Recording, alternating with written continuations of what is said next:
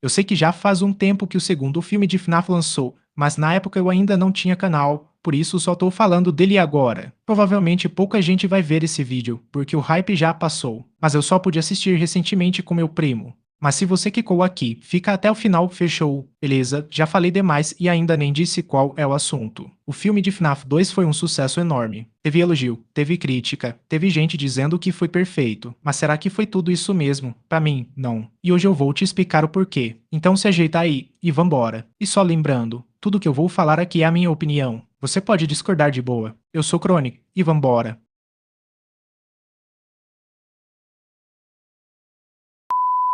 Esse vídeo possui spoiler do segundo filme de FNAF. Então, se por algum motivo você ainda não assistiu esse filme, assista com sua experiência em risco.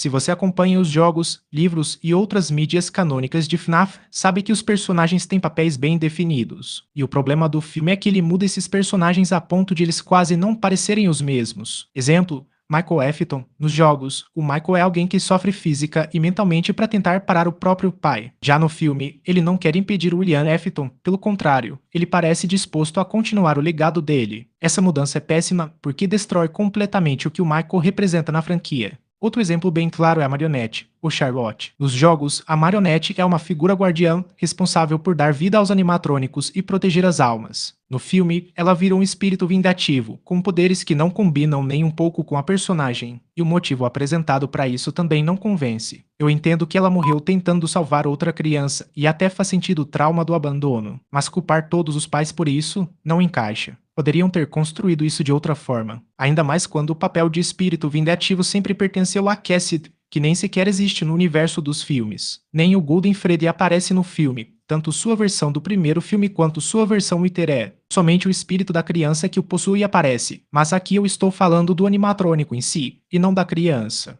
Enfim, Marionette como vilã e como espírito vingativo não combina nem um pouco. Isso deixa tudo estranho. E o terceiro exemplo, e o pior, sem dúvida, é o Henry Emily. Nos jogos, ele sempre foi retratado como um pai presente, alguém que se importava profundamente com a filha. No filme, ele vira praticamente um William Afton 0.2, só que sem a loucura explícita. Um cara obcecado pelo trabalho que abandona a filha para construir animatrônicos. Isso não é adaptação, isso é descaracterização. Eu sou fã de FNAF, mas sou fã do que funciona. E mudar a essência desses personagens não cai bem. Eu até entendo que tudo fora da linha dos jogos de FNAF é diferente, mas até onde eu sei, os filmes estão adaptando os jogos, então por que esses personagens estão com outras personalidades? Isso pra mim não faz sentido.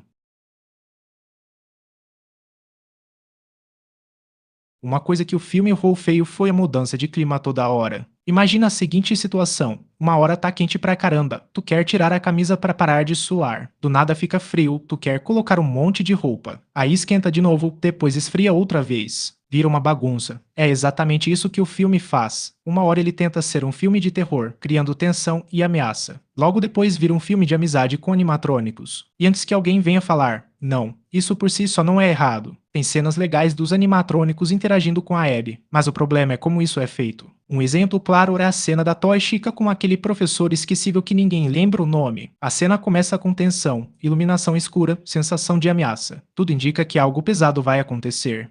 E realmente acontece. Aí, do nada, o tom muda completamente. A iluminação fica clara, o clima some, a tensão evapora. Isso acontece várias vezes no filme. E essa confusão de clima se conecta diretamente com o próximo motivo. Essa ideia de tentar agradar todo mundo já é velha, e sempre foi uma péssima ideia. O filme tenta agradar o público hardcore, que acompanha FNAF desde 2014, os fanboyzinhos, que defendem qualquer coisa da franquia, mesmo quando tiver errado, e o público novo, que chegou pelos filmes ou pelos jogos mais recentes, como Security Breach. O resultado? Um filme sem identidade. Uma hora é terror, outra hora é drama familiar. Depois fica infantilizado. Isso não só bagunça o filme, como reforça o problema do clima sem sentido que eu falei antes. E essa tentativa de agradar fanboy se conecta direto com o próximo ponto.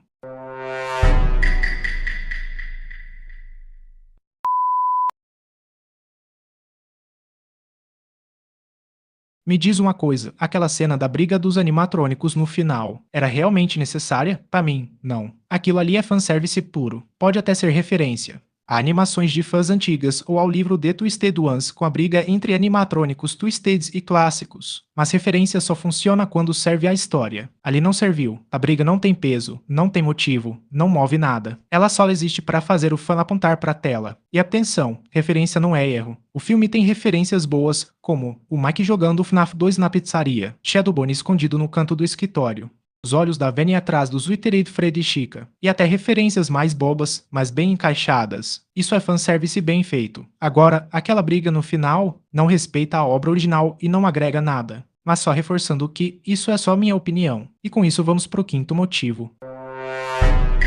Tá bom, beleza, parei por aqui. Sejamos francos, o marketing desse filme foi absurdo. O trailer vendia um terror pesado. No próprio trailer tinha uma frase que dizia que esse filme teria um novo nível de terror. Dava a entender que seria um filme tenso do começo ao fim. Quando o filme saiu, não entregou nada disso. Várias cenas que no trailer pareciam intensas, no filme passam em segundos, sem impacto nenhum. E trailer existe justamente para mostrar o que o filme é. Quando o trailer mente, o fracasso é inevitável. Isso já aconteceu com outros filmes também. Um exemplo clássico é Esquadrão Suicida de 2016. Trailer sombrio, um filme completamente diferente, criar expectativa e não entregar é um erro grave. E FNAF caiu exatamente nessa armadilha. Mas ainda tem outros motivos, que eu vou juntar tudo em um só. Eu juntei tudo isso num único tópico porque senão o vídeo ficaria longo demais. O relacionamento da Abby e os animatronics. No primeiro filme, o relacionamento da Abby com os animatrônicos já dividiu opiniões. Muita gente queria terror de verdade. No segundo filme, em vez de encerrar isso, insistiram de novo, quando o público queria ainda mais terror. Isso desgastou completamente a personagem. Aparentemente, os animatronics faleceram no final do filme e não teremos mais isso no terceiro longa.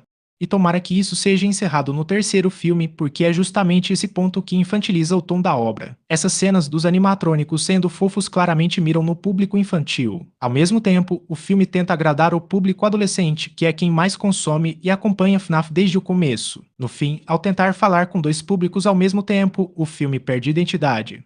Excesso de personagens. No segundo filme tivemos Toy Animatrônicos, os principais. Oiteredes animatrônicos, em cenas rápidas. Animatrônicos clássicos, aparecendo no final. 3 categorias diferentes de animatrônicos. E para quem não acompanha a lore, isso virou confusão. Um exemplo real, meu primo assistindo o filme. Quando apareceram os Wittereds, ele perguntou quem eram. Tivemos que pausar para explicar, já que ele achava que os Wittereds eram os animatrônicos do primeiro filme, só que quebrados. Depois aparece o Bonnie com cara. Outra pausa para explicar. Isso quebra completamente a experiência. Filme não é aula de lore. Excesso de personagem quase sempre é erro. Incoerências na própria história. No filme, tem cenas que simplesmente não fazem sentido. Como a aparição rápida da Circus Baby. Se não existe Elizabeth, não existe Baby. Ponto final. Ou a ideia de transformar o conflito do Michael com William em drama adolescente genérico. Imagina o Michael querendo seguir o legado do pai, sendo rejeitado e criando ódio por isso. Isso é fraco, isso é juvenil. E não respeita quem conhece a história original. Seria cuspir uma justificativa rasa para um conflito que já tem motivação suficiente nos jogos.